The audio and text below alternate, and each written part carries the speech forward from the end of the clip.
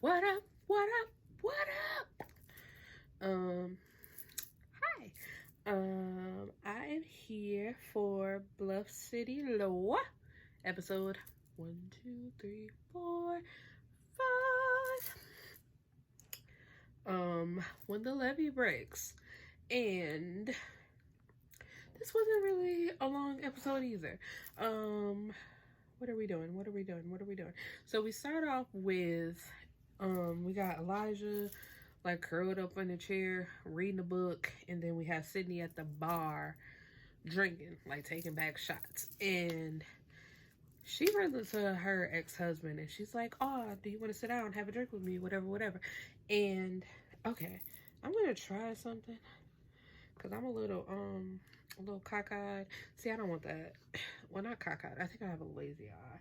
So if I don't have my glasses on, it's probably gonna like wonder, but I can see myself through my glasses and it's messing with my eyes. So I was gonna try to take my glasses off, but I'm like, y'all just gonna be looking at this eye being all over here while I'm trying to talk to y'all, and we just not gonna do that. Where was I? So yeah, she see her ex-husband, invite him to sit down, but he already got his 2 drinks that he picking up, and it's like a beer and a glass of wine. And here come his, I guess he got a new girlfriend, who like curling all up on her like, babe, our table is ready. And she just like, like face cracked. And it's just like, but in the last few episodes, you've been acting like you can't stand your ex-husband. So why is this like a blow to your ego? You know what I'm saying? And oh, excuse me. So then the bartender gonna tell her, like, can I tell you something? She ain't got nothing on you though. And it's just like, actually, homegirl was kind of cuter than Sydney, but that's okay. So she take him home, and I was just like, girl, that's all it take to bed you? Somebody just telling you kind of cute? Are you cuter than somebody else? And she was drunk, so it was just like, Sydney was easy that night. And then she wake up the next morning like, oh god, no. Like, girl, you knew what you was doing. You wasn't that drunk. So then next thing you know, we have because she was late for work and everything, and she walk in and they just like, she's like, sorry, it was something with my plumbing. Like, I am going to get on my own nerves. Okay, let me try to get a little closer. That's a little better. She's like, yeah, it was something with my plumbing. And Jake looked at her like, plumbing? You want me to send I got a guy. You want me to send him over? And she's like, no, that's okay. He was like, girl, next time come over with something a little better. And you glowing? Like, girl, you don't got you some. And he was like, so why were you late? He was like, what did she say? She was like, he wouldn't leave. He was like, next time what you do is make him what did he say? An egg sandwich. And she was like, why an egg sandwich?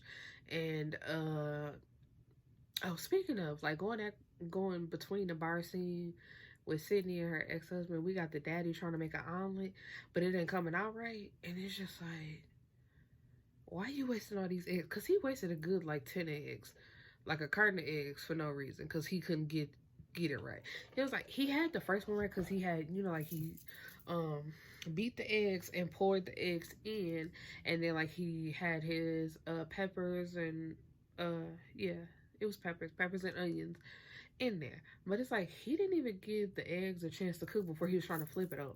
And then the next one, he had put the peppers in there first and then poured the eggs on top, and then like immediately tried to flip that. It's like, do you not know how to make an omelet? Like, you gotta let that thing cook for a little bit so it can, like, what do I want to say? Like how you let it sit in there, then it's cooked, then you fold it, because otherwise it's just gonna turn into scrambled eggs. And this coming from somebody who don't cook and who can't cook, but I know a little something. Yes, I don't cook. I've never had to, but that's not your business. So what do we have? And then we have, so while so she was like, yeah, why an egg sandwich? He was like, eggs to let them know that you was thinking about them, and you make it into a sandwich so they know it's to go. Bye-bye. And she was like, you are so rude.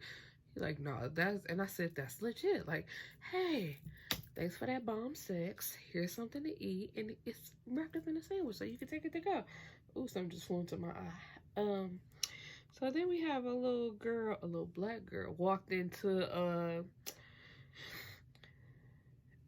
what do I say? She walked in the door while Jake and Sydney was talking. She had her little wagon, and Jake was like, "Can we help you?" And she was like, "Yeah, I want to sue the U.S. government." And it's just like, wait a minute.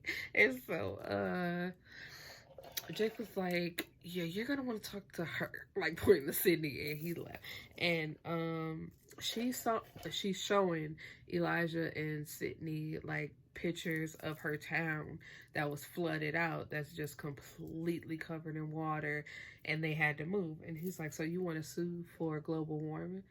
And she's like, "Yeah, this is somebody's fault, and like somebody has to be held responsible." And so first their strategy was to like get funding like FEMA and have them do what they're supposed to do. So then they take her home. We're taking her home, which is to these nasty motels, and just like so many people crowded together. They're sitting outside um in lawn chairs and like couches and stuff, and it's just like they see how bad it is.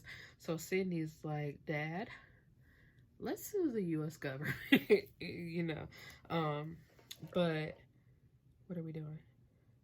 They're not gonna actually sue the US government. They're gonna sue the Army Corps engineers who built the levee for because they should have foreseen the flooding that happened. And because I'm just gonna get their case out the way, then Della finally had a case this episode. So I was just like, is they just gonna have Della pay the background? So yeah, so when they go to trial, the thing I'm like, what am I doing? So when they go to trial,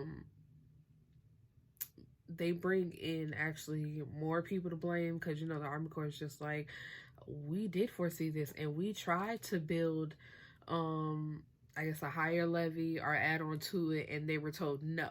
So when it's all said and done, what turned into one defendant, I mean, we went from one defendant to 6, and they because it looked like they were going to lose for a second, because it was just like, Erica was, did I say her name?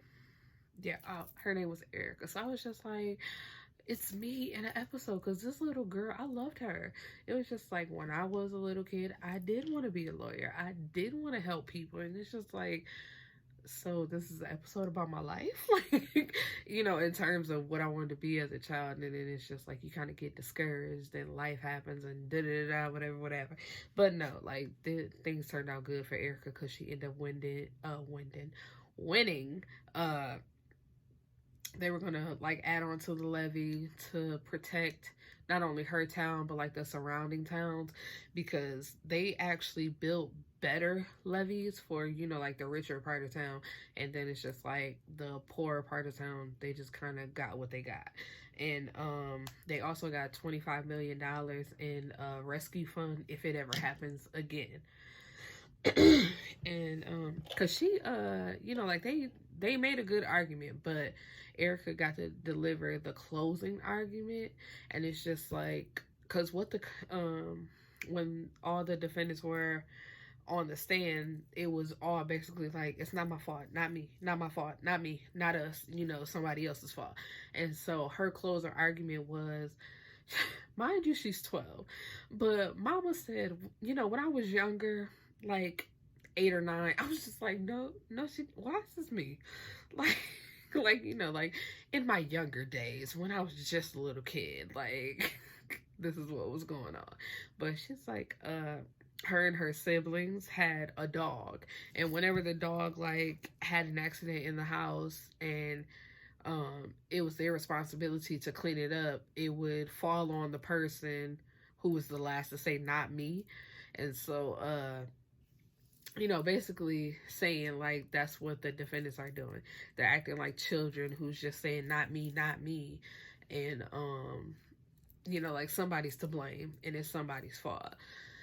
And so that's how they got their settlement. But I thought that was so cute, because she's just like, when I was younger, like 8 or 9, like, girl, when I was just a baby, but now I'm grown. And and so this episode, I think I said this last episode, and I mean it again this episode. I thought we were done with Jake, But now it seems like, I mean, not Jake, George, because Jake is taking care of George. And that's what it seems like it's gonna be. It's just like Jake is now responsible for George, because we got George climbing fences, climbing up buildings, talking about he want to see a view. And so for some reason they call Jake, and Jake comes down there to get him, and he goes to take him home, and Joy's like, you ain't gotta walk me in the house, I can walk by myself, you know, it's okay, cool, whatever. But he didn't want Jake to see that they had wrote, what did they write? They wrote kid killer and get out on his door and his window. So Jake brought him in to stay with him, I guess, until they could clean that off his door. But George started moving his furniture around, talking about, you know, when you spend so much time in jail, you learn a lot about feng shui. So he done moved his stuff around. And I guess he's just not a good house guest. So Jake can't wait to get him out. So when he come home one night, he see that dinner's cooked, the table set, and he just hollering like, George, where you at? You know, it's time for you to go. Like, your house is finally cleaned off or whatever. But when he goes upstairs, he finds Jake in the tub. He got a pillow and he got a blanket, and he is laid up in the tub. And he says, you know, all those other rooms are just too big. And I get, you know, like it's an awe moment, because it's just like he's so used to a smaller space. He don't know what to do with a big room. And Jake got a nice house. He got an open space, you know, windows, all the fancy stuff that's in the house. He got a nice kitchen. So he's just like, you know. So Jake is looking at him laid up in the tub with a blanket, and he's just like, what did George say? He was like, so what was the good news? And Jake is like, oh, you're gonna stay with me. I think it's better if you stay with me. And George just gives him a smile, and it's just like, I don't know. It's just like, you got him out of jail, but I don't feel like he should be responsible for him, because that's what it's turning into. It's like, he got him out of jail, he made sure he got some money, and he checks on him, but now it's like he's becoming his babysitter, and that's just not fair. And so with Della this episode, she goes to visit a blues player, I want to say. Yeah, a blues player. And he was like, you know, he had a friend that died last week, and he didn't have anything. And so he wants to get his affairs in order, you know, just in case anything does happen to him. He doesn't want his friends out here like, can you spare change? Spare change? Anybody got spare change? And so Della's like, he has some guitars. She's like, yeah, I can get those appraised and see what we're working with. And he's like, what I gotta pay you? And so her payment is him singing her a song. And the song that he sings is like a famous song, because she's like, oh, that's my favorite song. And he just makes the statement, I wrote it. And she's like, wait a minute, what? If you wrote it, we can get you some royalties, and you can have much more money than just the appraisal of some guitars. And he's like, you know, don't pay me no mind. You know, people always say that they wrote something, they wrote this, they wrote that, they wrote the biggest song ever with no proof. So she's just going around. She went to the record label, excuse me, I think, who had rights to the song, and come to find out that one of Anthony's old friends, I think he owned like 50% of it, and the other 50% was to the guy's wife, who like recorded the song and made money off the song, because the guy, the blues player, his name is Jimmy. I can't remember the other guy's name, but the other guy is dead. So, you know, like I said, the wife is responsible. And so Della goes to talk to her, and she was like, my husband always took care of him. He was always lying, and, you know, like, I've been told him to stop being friends with him, and, you know, he just carried him along, you know. And she was like, my husband always said that he was a good man. Like I said, Jimmy was a good man, but she just didn't see it. So when Della go back to talk to Jimmy, and he's like, why you bothering her? That's why I didn't tell you her name. I told you to go talk to the record company, and that's it. You were not supposed to see her. Don't bother that woman. And, you know, automatically it clicks for Della. She's like, how long? how long you been in love with her? And he was like, you know, I could never tell her that. She was in love with my best friend. She didn't love me back. And so then he makes a sly comment like, why do you think I changed the name? And she like, changed the name of what? And he was like, the song. The name of the song wasn't, it was Rudy something. And the wife's name was Trudy. He was like, the original name of the song was Trudy True. And so she calls the wife down there to play the song. He like, but you know, like when she walks in, he like, why you got her here? And she's like, cause, excuse me, Della's like, cause you're gonna sing the song how it's supposed to go. Sing the original verse. So, you know, he got some bars in there, and you know, like he doing this thing. I was like, oh, okay, get your little piece, Jimmy. And so the wife was like, I'll sign over the papers because, you know, he wrote that song. Because I guess, you know, by the way he performed it, she like, he did, that's his song. We're going to give it to him, let that be it. And she made this statement like, I love my husband very much, but that's Jimmy's song. And it's just like the way he looked at her, you could tell he still got feelings for her, but she just didn't feel that way. And I'm like, she made that clear when she was like, I love my husband very much. So once again, we're ending the episode with Elijah and Sydney like sitting out on their back porch, just having a conversation about it's finally settling in that the mom is gone. And he was like, you know, when he was wasting all them eggs, he was like, you know, I was trying to make the omelet like your mom, and it just, you know, what was missing was her making it. Like, I can't make it because I'm not her. And she's Sydney was like, yeah, it's finally settling in that she's no longer here. Oh, excuse me. So it's just like, yeah, mom's gone, time to move on, you know. But yeah, that's all it was. It wasn't a lot to this episode. This is way longer than my other review, but yeah, that's all I got.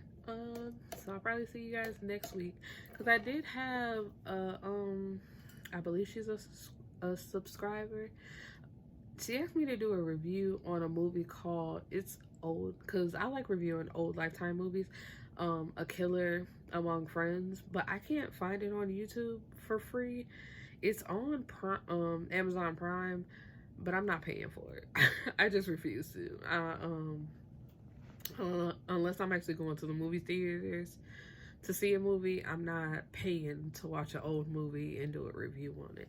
So, you know, if you happen to watch this video, sorry, let me get my words together. If you got another movie suggestion for me that I can watch for free, I'll probably definitely do it, because I don't do anything but go to work and come home. So I'll probably do a review for you if you can find a movie that I can watch for free. Yeah, anyway, that's my time. Peace.